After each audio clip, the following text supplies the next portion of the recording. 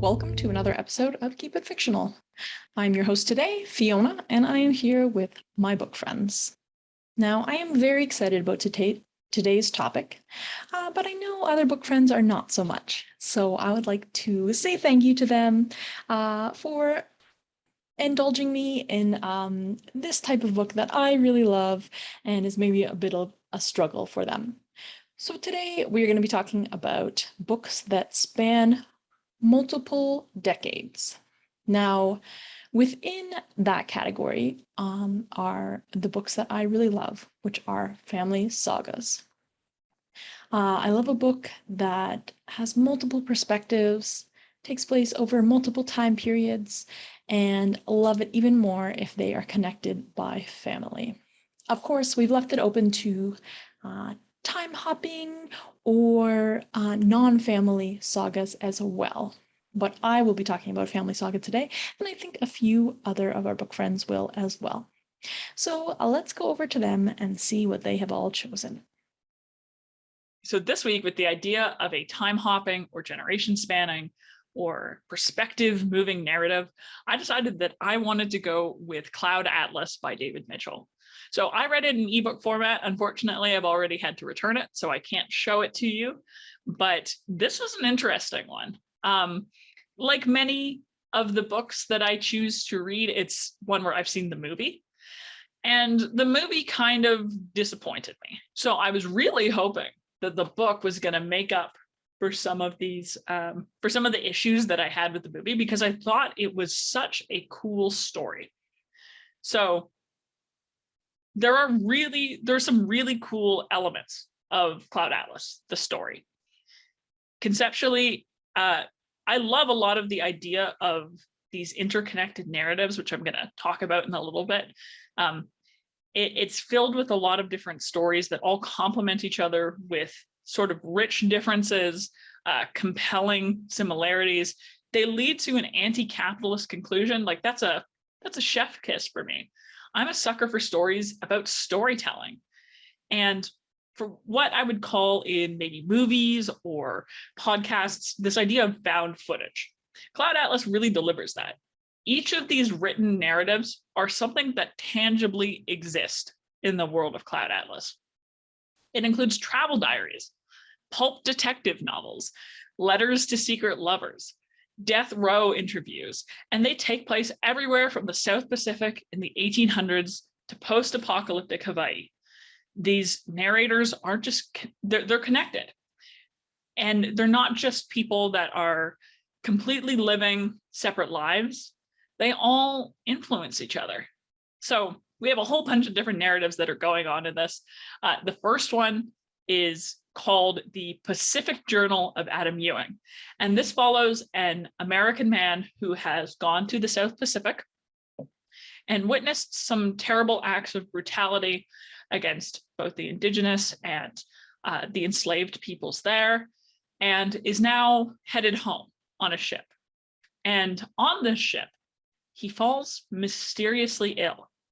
So he's in a very vulnerable spot, both in terms of the things he's just seen, and also physically, he's sort of deteriorating. And he meets another character who is actually a runaway enslaved man named Otuo.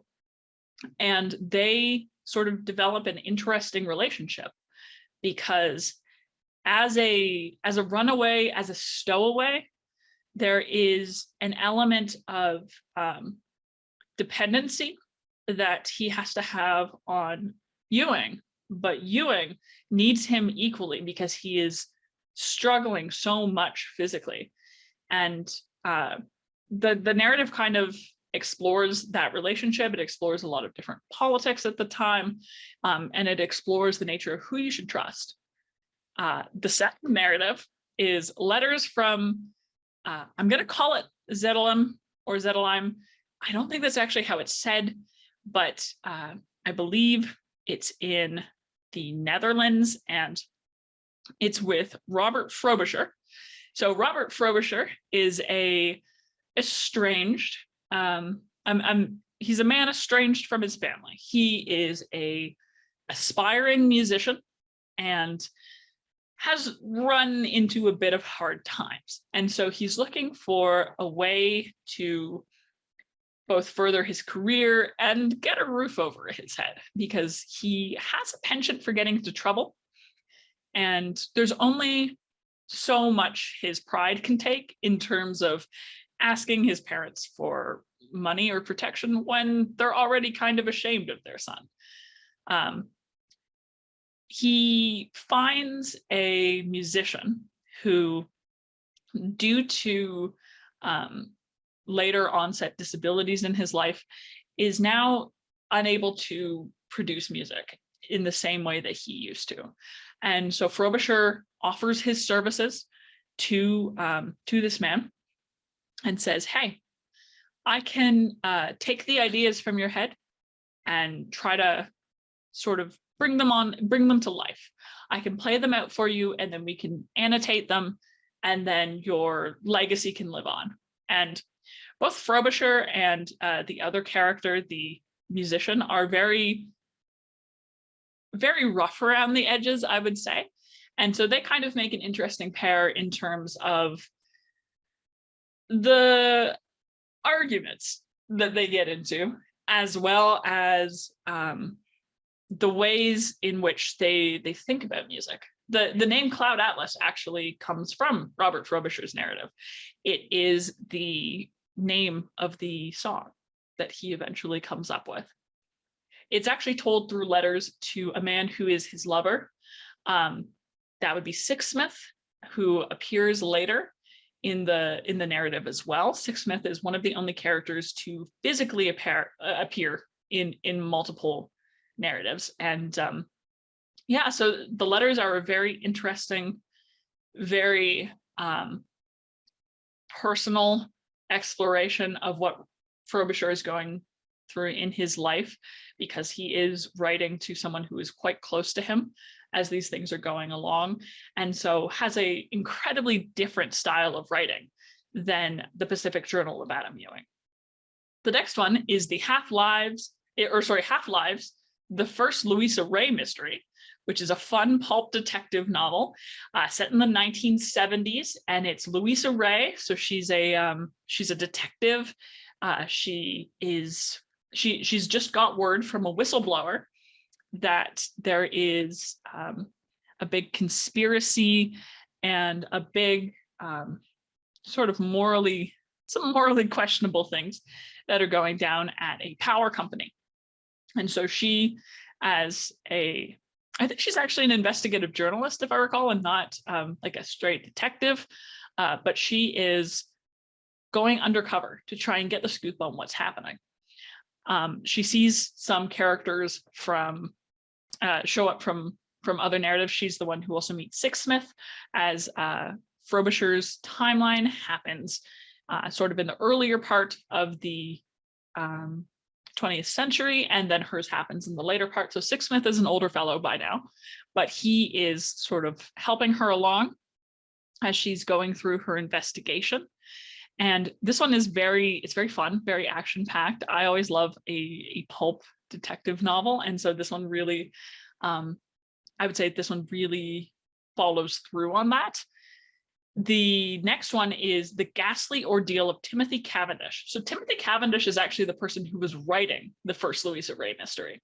He's an author, and he is getting older. He's getting older, and he gets on the wrong side of his brother, who decides to retaliate by putting Timothy Cavendish into a retirement community. And it's an incredibly strict retirement community. It's one where they have almost no freedoms, and they are really in an incredibly vulnerable spot, as they are older folks, and maybe they can't do everything for themselves, but at the same time, they're having certain rights taken away that are human rights. And so he starts to stage an escape. I was almost going to say a heist, because this very much reads like a heist novel.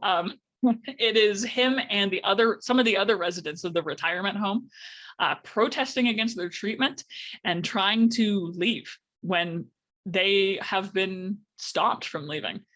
So it is a really interesting one. And it's kind of fun that he's telling his story in this one, but he was also telling Louisa Ray's. And so the differences in writing, but the similarities at the same time, because it is the same narrator, are really cool to look at. The next one is the Orisan of Somni 451. This is probably, I think, the most interesting storyline to me was Somni, who is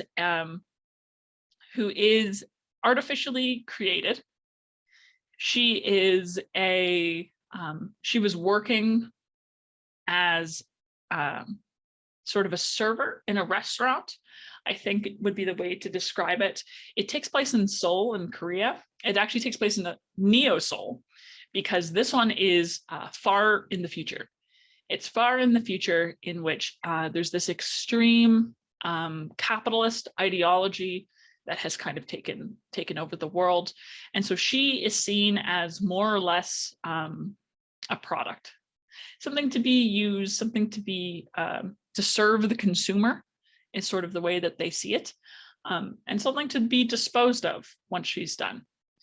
After seeing the horrible things that happen to another person just like her, after she happens to anger one of the consumers and is later essentially killed, Somni says that that's not okay. And she joins the resistance and actually becomes the figurehead of the resistance. So Somni's story is actually told through her speaking to the police and sort of being put on trial and telling her story in such a way that it cuts through the propaganda that might have been heard about her, but also is a rallying cry to anyone else who disagrees with the world in the way that it is. The last narrative is Sluicious Crossin' and Everything After with Zachary. So this one was rough. It was rough to read. It was intentionally rough to read. This is in post-apocalyptic Hawaii, and it is an interesting narrative in the sense that I think it's meant to parallel the first narrative on the ship's journey out of the South Pacific in some ways. It is a very, I would say it's meant to be a kind of tribal society that is dealing with the aftermath of a world that kind of tore itself apart. There are usually no visitors to the island. There are a small group of people who are still sort of retain a lot of the knowledge and the technology of the societies that came before. And that is a really interesting one because Zachary, the main character, who speaks in sort of like a local, I would say a dialect, he uses a lot of strange words to describe things, and also likes to leave out vowels, which makes things really difficult to read. Or not vowels. He has kind of like it's hard to explain, but there's a particular way of speaking. Like you can read it with an accent. And he meets someone from the society that has survived, and they are trying to get to a place on the island that actually has to do with the goddess that he worships, the goddess which is Somni 451, the freedom fighter from the last narrative. So incredibly interesting, different stories, very different in terms of the way that they're written, in terms of the characters, in terms of the concepts that you see, and the plots and where they are and everything. So the format of the book is kind of, you start with the first half of the first narrative chronologically. So the earliest is that Pacific Journal of Adam Ewing. So you start with the first half of that, and then you move on to the first half of Robert Frobisher, and so on, until you eventually get to Sluicius Crossing and everything after with Zachary, which is the furthest in the future. And that one, you just read the whole story. You read the whole story of Zachary. And then you start working backwards from that point. So then you get the second half of Somni. And then you get the second half of the ghastly ordeal of Timothy Cavendish. And then eventually, the very last section of the book is the last part of Adam Ewing's journal. So these narratives, it's interesting because you could kind of read them just as their own short stories. They don't necessarily need to be connected. There is a little bit, I would say, of like a thesis statement, and they do have some themes that go well together. But really, if one of them didn't appeal to you, all you would lose out on would be kind of like Easter eggs, I think. Because the appeal of Cloud Atlas is the fact that all of these characters are connected. At least for me, that's the appeal. I don't think I would have wanted to skip over any of them, but it's certainly the sort of thing that you could if you wanted to. Maybe if one of the narratives was just particularly hard for you to read, whether that be for writing style or whether that be for content, because there are some questionable things in here, both in terms of the fact that Robert Frobisher's narrative, I would say that there's a content warning for suicide.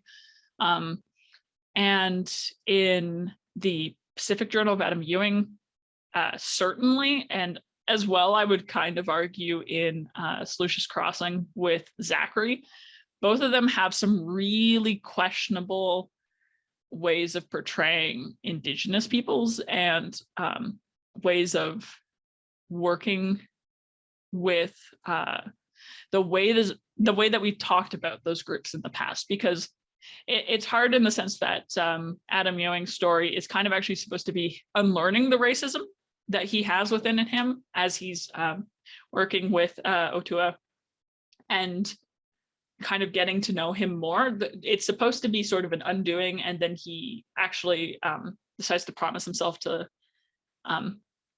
continue bettering himself afterwards. But that doesn't change the fact that you have to read through so much horrible stuff to get to that point.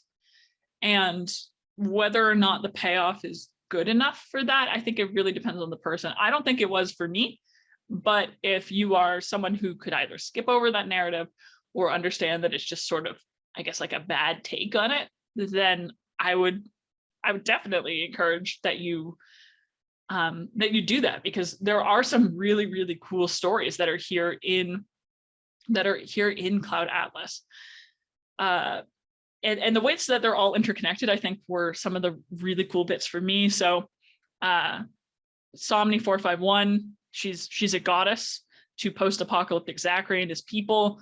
Robert Frobisher, the musician, actually finds an old copy of Adam Ewing's travel log, and he starts reading it to help pass the time. Somni is actually inspired by the life of Timothy Cavendish and his escape, because she sort of understands her own feelings of imprisonment and isolation in a similar way that Cavendish does in the retirement home. And Sixsmith, as I mentioned before, he actually appears in multiple narratives, and each of the characters are sort of wrapped up in each other in a way that's, I would say, like incredibly beautiful. The main characters all have this shooting star birthmark that shows that they are connected. And the ways that their stories connect, they're kind of inspiring each other. They're giving hope and solace and guidance in many cases throughout time and space. It's both a story that's intensely hopeful and looks on people's nature with love and compassion, but is also intensely critical of the capitalist, imperialist, authoritarian structures that we put in place as societies. So conceptually, A+. I knew a lot of the themes and stories going in because I'd watched the movie. And when I picked up the book, I really was hoping that the awkwardness of the movie would disappear and that what was left behind would be the sort of beautiful essence of the story, but I was wrong. Unfortunately, I actually kind of enjoyed the movie better, and the movie had some really bad problems. So the hardest to read for me was definitely the plots with the super old travel log, both in terms of the fact that I was really hoping after leaving history that I wouldn't have to read something with that particular writing style again, because it's very dense, it's very difficult to get through. He kind of goes on tangents, and the content of it was also very rough, as I mentioned. Like, even though it's supposed to be him unlearning racism, it's really just a lot of him reiterating racism and then eventually attempting to kind of grapple with it. And so that was really bad for me to have to read, not because it was surprising, but because I was expecting something completely different out of his story than what I actually got, having seen the movie and knowing that was sort of the end.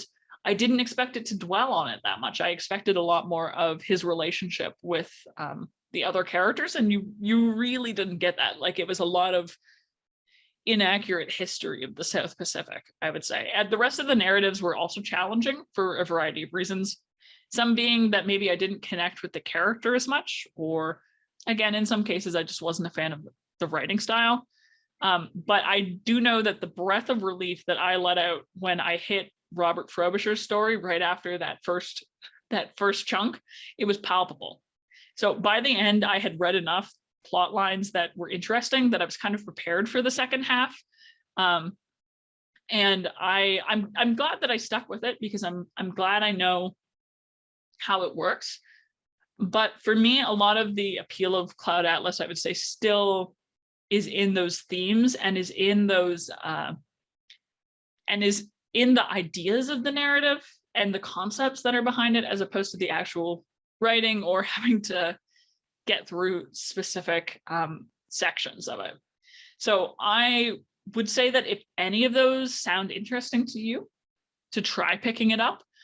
And if you're the sort of person that can skim read, maybe just skim read for a little bit until you get to parts that are maybe a little more palpable. Because again, some of those plot lines, really, really cool. Other plot lines, maybe not so much. And some of it is going to be based on personal taste, versus I would argue that first one, that first story really is the worst part of the book. And so if you can get through that bit, I think you're golden.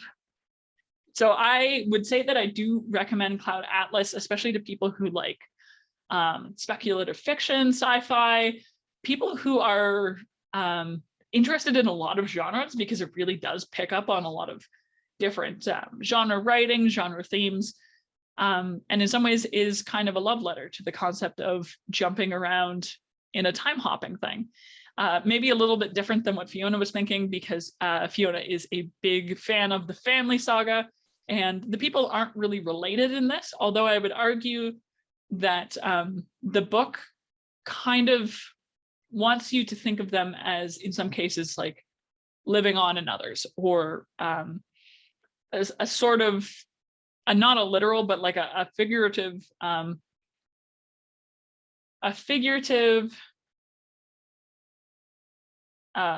reanimation or passing down, I suppose, because they aren't genetically related to each other, but they are related nonetheless. So really interesting book. Maybe not one that I would read again. I don't know if I would recommend the movie over it, because like I said before, the movie had very different problems. But in terms of me getting the themes and the ideas, the movie is a lot faster. And so for me, this one would be a movie over book kind of thing. But David Mitchell has written quite a bit.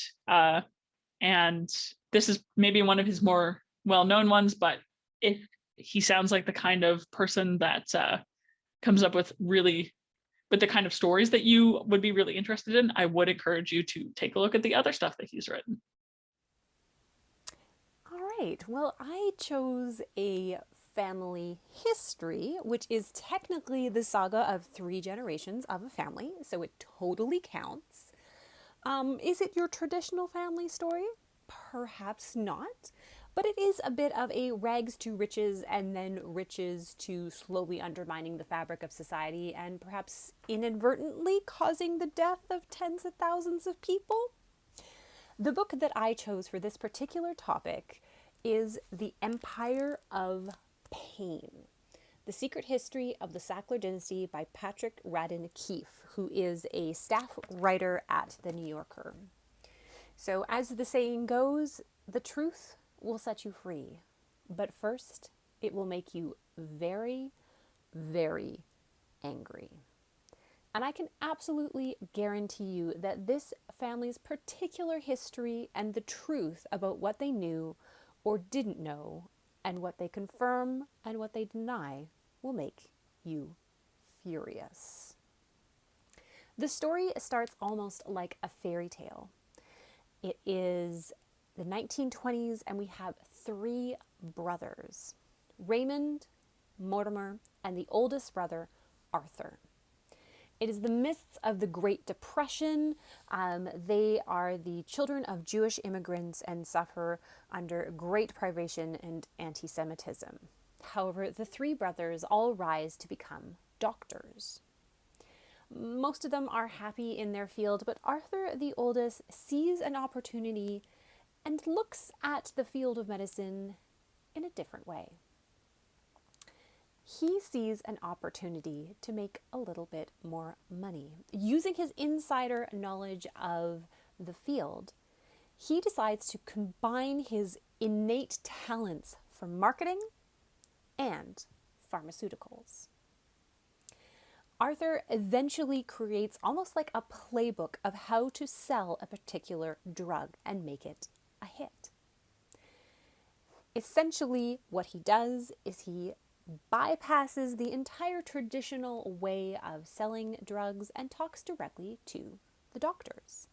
For who better is to sell your product than the person who is prescribing them? He also uses money and influence to maybe affect the decision of the FDA or certain politicians that will be making key decisions.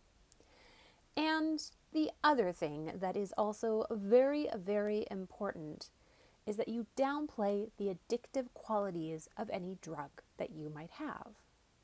Sure, every drug has side effects, but as long as you put it in the tiny print and instead say how great they are, you don't need to really worry that people can't stop taking it. Isn't that a sign of its success?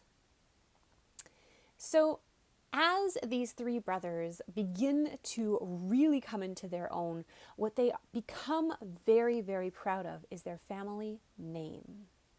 All three brothers work together and they purchase a pharmaceutical company, Purdue Frederick, that is run by Raymond and Mortimer. Arthur stays at what he's good at, and that is marketing. And their first big blockbuster hit of a pharmaceutical is, and I'm sure you've heard of it, Valium. This makes them a fortune. And with that, they start to build that family name. They build hospital wings. They build art galleries. They fund every university that you can think of, probably has or had a Sackler wing. They are known throughout the world for their charity and for their generosity. Now, by the time that Arthur passes away, it is Raymond's son Richard who is running Purdue Frederick. He's using these same old techniques that Arthur used that always works. Market directly to the doctors, influence who you can, and downplay those addictive qualities. But the company is looking for the next blockbuster hit of a drug, and they find it in the form of OxyContin.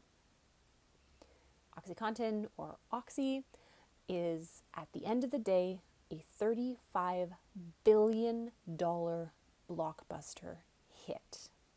It makes the Sacklers almost unthinkably rich.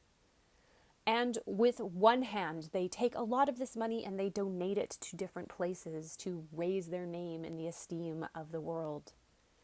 But on the other hand, they are also crushing any mention or any blame that Oxy is addictive. For all of their $35 billion, was that worth the hundreds of thousands of people dead from overdoses? Or was it worth the people's lives ripped apart by the addictive qualities of these drugs? In this particular book,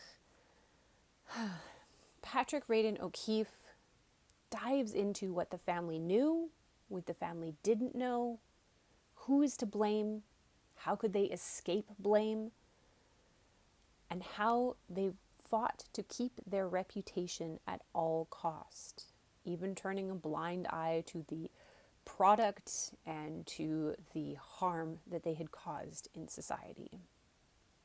Empire of Pain is a family history, but it also reads a little bit like my favorite genre of true crime. It is a gripping look at how this family operated. It's got a little bit of juicy gossip. I mean, what's the point of being rich and famous if you aren't going to acquire like a ton of wives and a lot of like really fancy art? So in many ways it reads like that kind of fun expose of a rich and famous family. But at the other hand, Patrick Radden Keefe is not shying away from the harm that this particular family has done and the devastating and ongoing effects of oxy and other opioid addictions and abuse, and asks that how we in the society today allow people who have money and influence and reputation to essentially escape all of the consequences. The only real consequences thus far at the writing of this book that the Sacklers have endured is the loss of their good name. And at the end of the day, is that enough? If you are looking for a family history that combines that element of almost like an expose of what the real cost of being rich is, as well as gaining a deeper understanding of the mechanism that allowed the opioid crisis to happen, I would really recommend picking up the entirely readable, very fascinating, and very furious making Empire of Pain by Patrick Radden Keefe. All right, so before I talk about my book today, I just want to give a shout out to another book. It's one that I was going to read for today's episode, but it was very complex and very complicated and really, really enjoyable. And I find myself rushing through it so that I can meet the deadline for today's episode. And I wasn't spending time with it, which I think it deserves. So I was going to read it afterwards. But want to give a shout out for that book. It is called The Old Drifts and it's by Namwali Supel. It is a story set in Zambia about 3 families, multi-generations. They're all interconnected somehow. It's got hair in it and it also got a Greek chorus of mosquitoes. Thought that was amazing. So highly encourage you to check that out, which I'll be reading after this episode. But for today, I found another book. Now, family sagas are definitely not my type of stories. They are definitely more Fiona stories. But I found my in for this by looking for a book that is deeply rooted in magical realism, which you know I love. So what I found for you today is The Inheritance of Orquídea Divina, and it is by Zoraida Córdova. This little story of the Montoya family. The matriarch of the Montoya family, Okadia, is dying. And so she sent an invitation out to all her kids or her grandkids to come join her in her family home one more time. They all know that the invitation comes from Okadia because the invitation arrives in the strangest way. For instance, we have Marima, who received the invitation through a pigeon. A pigeon just flew into her house one day and dropped off an invitation. And as the pigeon was leaving, Marima yelled, "Send mail like a regular person next time, Grandma." But that's typical Grandma. Another cousin, Ray, was working late in the office and the invitation was in his inbox for the whole day, but it noticed that Ray hasn't picked it up, so it decided to burst into flames just to catch his attention. Again, of course, classic Okadia. But once he put out the fire, of course, the invitation itself is intact, it's not burnt. And on it, it says, "The time is here. I am dying. Come and collect your inheritance. P.S. Don't arrive before 1:04 p.m. because I've got stuff to do." So on the day, many, many, many descendants of Okadia arrive in her family home. She's been married 5 times, so she got lots of kids, lots of grandkids. And it is all time for them to go back to Four Rivers, a place where many of them have left, but Okadia has stayed, and has stayed there ever since she set foot there. The people that lived around Four Rivers, they all know Okadia, and they all have things to say about her. A lot of things that they tend to associate it with their mother, their grandmother, because out of all the land where Okadia settled, that place is always green, and it seems like everything always grows there. And when you have powers like that, so what they think are powers or magic, people will talk. And many of the sons, the daughters, the cousins, the grandkids, they all try to deny what they see with their 2 eyes, that their grandmother is slightly different from them all. When it's time for Marima and Ray to go home, they decided to drive together because they live close by. And even on the drive, they were all debating, like, is she really dying, or is it just another act of their grandmother? When they arrived, they were a little bit late. Most of the people are already there, but they weren't inside the house, they were all outside. And when they got out of the car and they look, they see that the place has changed. Instead of the green, the never-ending green that they used to see, they can see just everything seems to be withering. They can smell the rot, they can smell the decay, and the house itself is all covered in plants. And they can see that their relatives are all trying to get in. They have been hacking at the plants that are blocking the way on the door, but every time they manage to cut something off, then the vines will automatically grow back to cover the door again and bar the entry. So Marima and May walk up and they're like looking at their relatives, trying so hard to get in. You can tell that they've been doing this forever. And so they just started yelling, "Hey, Grandma, we're here. You told us to come and collect. Well, we're here to come and collect. Open the door." And just like that, the vines on the door, they all recede away and letting them in. As they all piled into the house, they can hear the Okadia saying, "Took you long enough, like, what are you all doing out there?" And then she paused, and then she said, "Haven't I told you all not to stare? That it's rude to stare?" But they couldn't help it. Everyone was just staring at Okadia, jaws dropped, because Okadia has turned into a tree. It's decidedly Okadia with her face on it, but she is now a tree, deeply rooted into the house. As Okadia parting words she gave to her grandchildren, "Protect your magic." And 7 years later, as Marima and Ray and Rhiannon, as they all inherited this magic and the curses that go with it, they have to learn how to deal with the effects of this.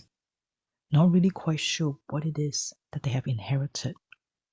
But then when something more sinister arrives at the door, and it seems to be especially targeting the Montoyas, the three cousins decided that it is time to journey to Ecuador to try to figure out what happened to their grandma and to get to know her a little bit more. Like I said, this is a story full of hidden family secrets. There are so many mysteries surrounding this family. And it is a story about finding out what your parents, what your grandparents are really like, and try to imagine them as a child, as a young person, which sometimes we don't necessarily remember that they once too were young like us. And if you love a book that where they talk about going through papers in the attic, looking through old photographs and finding secrets, then this is a book for you. The book alternates between two timelines. We got the present where we follow the three cousins, and then we also got the past where Orquídea was young and we found out what she has to endure and what are the choices that she has made and how those choices has shaped not just her own life, but the lives of her descendants. And all of that history becomes part of you, whether you realize it or not. It is, even when when your ancestors are long gone, it is still part of you. And I love how the story moves from the different points of views and not just the timeline, but among all the different characters, so that you can feel how interconnected we all are and how we can draw out that connection and what binds us together and draw strength from those family bonds. And it is very much a story about finding out who you are, and it is full of girls, full of women who are learning about the world that they live in, a world where they are looked at as objects, the world where people have an obsession to own them, to try to possess them, and how there's a refrain throughout the book when we were told to guard against brittle things, and how that changes the meaning of that when we talk about brittle things. Like, is it talking about themselves as vulnerable as brittle, and how we thought that might be what the saying is, and how that takes on a different meaning as the story progresses. And it is a story about learning getting the courage to grow thorns, and in this case, literally to grow thorns, maybe to guard yourself against these brittle things. So it is definitely a magical book full of magical realism. If that is the type of story that you like, I think you will really, really enjoy this. So a great family saga, The Inheritance of Orquídea Divina by Zoraida Córdova. My book for today is from an author who I have had on my to-be-read list for a very long time. It was one of those names that just kept coming up, but I didn't necessarily know why he was such a big deal. So I am talking about James Baldwin. He is a very prolific author who was born in the 30s and grew up in Harlem. And he was a big advocate for LGBTQ plus community and the Black community. So the book I have chosen is actually semi-autobiographical about his child and teen years. And it deals with the difficulty of family, but ultimately is a very positive, transformative book.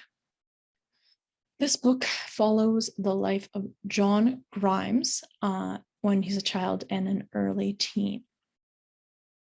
So John is introverted, reflective, gentle, and everyone expects that he will grow up to be a pastor, because that is what his stepfather does. And even though his half-brother is really the one who is related to Gabriel, his stepfather, Roy, the brother, doesn't really have what it takes to be a pastor, so it falls to John. It's just an expectation. Everyone figures that's what he'll do, no question. Throughout this book, we see John grapple with the church. It's interesting because he's really grappling with the church, not with religion.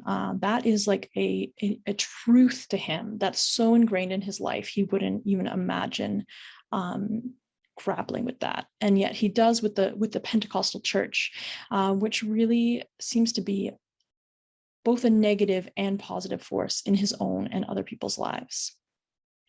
In particular, a lot of the negative comes from Gabriel, John's stepfather, who is domineering and abusive, and really can't believe that he would be wrong about anything. So we get to meet many of John's interesting family members along with Gabriel. And the book actually is in sort of 3 parts, 2 of which are from John's perspective, and then the center part is 3 different perspectives, his aunt, his stepfather, and his mother. And through that, we get to learn about even more characters, all the way back to John's grandmother. So the first section is one that I enjoyed the most. Pardon me, the first part of the second section, which is Florence Perspective. And Florence is Gabriel's sister and John's aunt. And Gabriel and Florence grow up in not great circumstances. And when Gabriel comes along, Florence sees it as the end of her freedom, because now there's a boy in the family who all of the hopes are going to be pinned on. And also Florence, who is almost a decade older, is going to have to give up her future essentially to look after Gabriel. Gabriel is the apple of their mother's eye, and Florence is very, very resentful. Their mother is deeply religious, and although Gabriel is kind of a hoodlum, and Florence has no interest, their mother keeps pressing upon them a religious way of life. Florence rejects it entirely, seeing it sort of at the root of a lot of their issues. However, Gabriel, once their mother passes, does become a priest, and he sort of gives up this wild life that he's been living. This puts Gabriel and Florence even more at odds, because they're kind of on the opposite sides of this perspective. And Florence then associates all things religious with her brother, and thinks of them as unflexible. And Gabriel really has that perspective as well, of the inflexibility, sort of as his religious greatness, which is really his downfall. Gabriel has 2 wives throughout the story. The first is a pious woman who is actually Florence's best friend. When Florence leaves town, Gabriel and her get together, and it's that piousness that brings them together. However, it doesn't keep them together. So in these backstories, Gabriel becomes sympathetic to us, despite the fact that later on he's such a negative force in John's life. I really appreciated that, because he's such a flawed, horrible character, but we could really understand how he got there. The final part of the middle section is actually about John's mother, and consequently about his birth father. So before Elizabeth, his mother, meets Gabriel, she meets Richard, who's a store clerk. And Richard's pretty much the opposite of Gabriel. He's maybe kind of enterprising, but a little bit more aloof. He's poetic, and Elizabeth really loves him. However, through sort of a tragic set of circumstances, Elizabeth ends up alone, unmarried, and with child. And so that is really the beginning of John's life. it would come back to John at the end of the book. And for me, this was a really, really full book. I really liked the way that it came full circle. And we are able to see that through all of these tragic characters in John's life that kind of were before John, what we're left with is this legacy of John, essentially. And even though they're all very tragic characters, he is kind of able to go beyond what they have.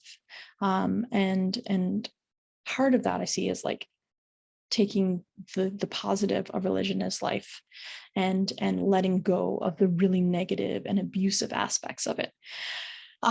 So I know, and I've said this before, that religion is not what everyone likes to read about. But for me, I found it really interesting, the way it did sort of assess, like it wasn't afraid to be negative about religious institutions, but it also didn't throw it away entirely.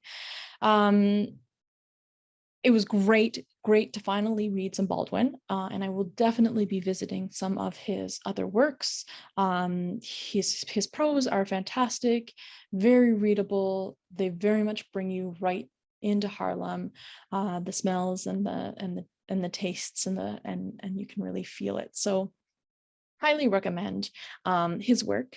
And if you haven't read anything like I hadn't, I think that Go Tell It on the Mountain is an excellent place to start. You get that full sort of spectrum of multiple characters over multiple periods of time, and get to hear what each thinks of each other in different periods of time. That is Go Tell It on the Mountain by James Baldwin.